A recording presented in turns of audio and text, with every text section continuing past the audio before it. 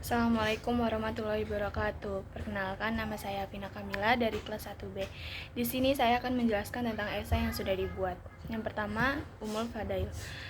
Al-Fadailul A'mal adalah khazanah Ahlussunnah wal Jamaah yang diikuti masyarakat NU berupa gemar mengerjakan amal-amal kebajikan atau amal-amal utama. Secara bahasa, fadail jamak dari kata fadilah yang bermakna keutamaan, dan al-a'mal jamak dari kata al-a'mal yang bermakna perbuatan.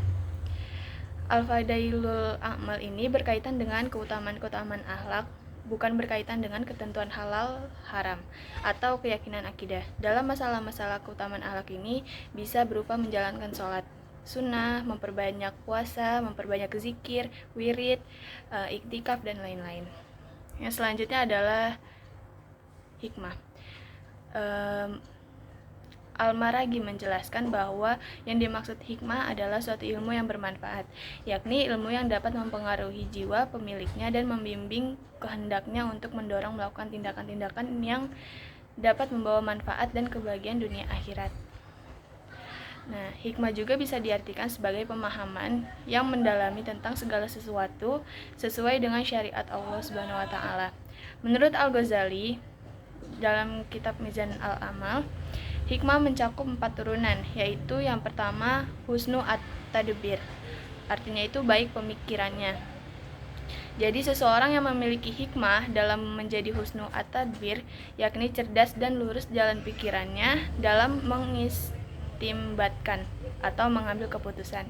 Yang kedua adalah judat azin, atau artinya itu jernih pikirannya.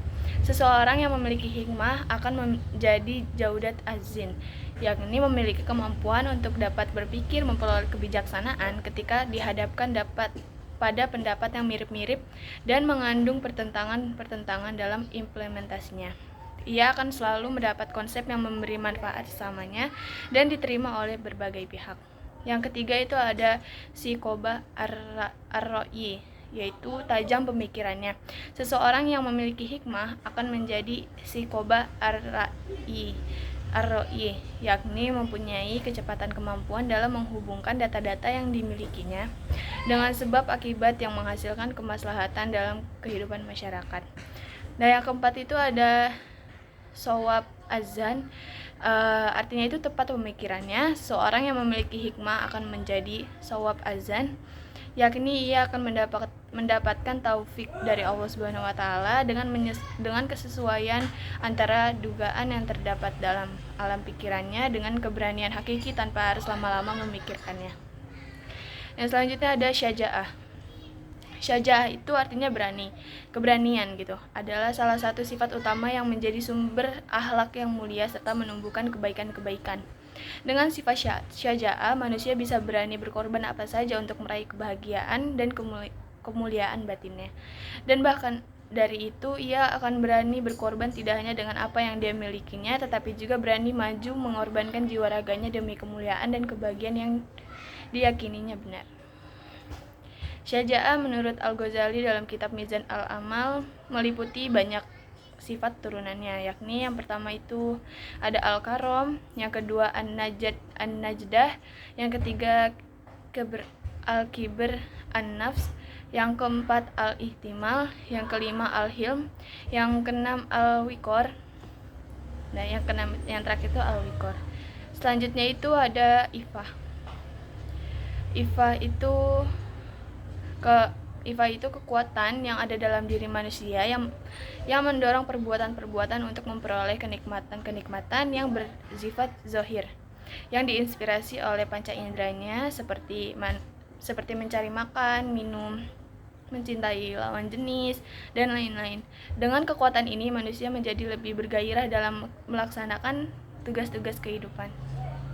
Seseorang juga dikatakan sebagai orang yang afih apabila yang mampu menahan diri dari perkara-perkara yang diharamkan oleh Allah Subhanahu wa taala. Dengan demikian, seorang yang afif adalah orang yang bersabar, yakni taat mutlak kepada Allah Subhanahu wa taala, baik dalam menjalankan perintah-perintahnya maupun meninggalkan larangannya. Di antara sifat-sifat terpuji turunan dari sifat ifah adalah sebagai berikut. Di sini ada 4. Yang pertama ada haya, yang kedua qanaah, yang ketiga sakah, yang keempat waro. Selanjutnya kita membahas tentang al-adl. Menurut Al-Ghazali, terbentuknya akhlak yang mulia pada diri seseorang diperlukan lagi satu kekuatan, yaitu al-quwah al-adl. Sebuah kekuatan penyeimbang dari ketiga kekuatan jika sebelumnya singkatannya siapa yang dapat memposisikan diri di tengah dengan lurus dalam 4 dasar akhlak di atas, maka akhlaknya akan menjadi baik semuanya. Keempat akhlak ini yakni hikmah, syaja'ah, ifah, dan adl adalah sumber pokok keutamaan, dan akhlak yang lainnya adalah berupa cabang-cabangnya. Oke, selanjutnya saya akan membahas tentang soal yang sudah saya buat. Soal yang pertama adalah di bawah ini adalah contoh sikap syaja'ah, kecuali A. membela teman atau siapapun ketika dirundung, meskipun ada kemungkinan pula akan dirundung. B. berkata jujur apapun keadaannya. C. memberanikan diri mengkritik pemimpin yang bersifat sewenang-wenang dan zolim. D. tidur dalam keadaan kenyang. E. mengakui kesalahan. Jawabannya itu D, tidur dalam keadaan kenyang, karena itu nggak ada berani-beraninya gitu. Yang kedua itu soalnya yang termasuk ke dalam sifat-sifat turunan ifah yang mempunyai rasa malu untuk meninggalkan perbuatan yang diperintahkan oleh Allah, termasuk ke dalam sifat haya. B. haya, karena ini tuh definisi dari haya itu yang tadi. Nomor 3 itu menurut Imam Al-Ghazali, hikmah mencakup 4 turunan.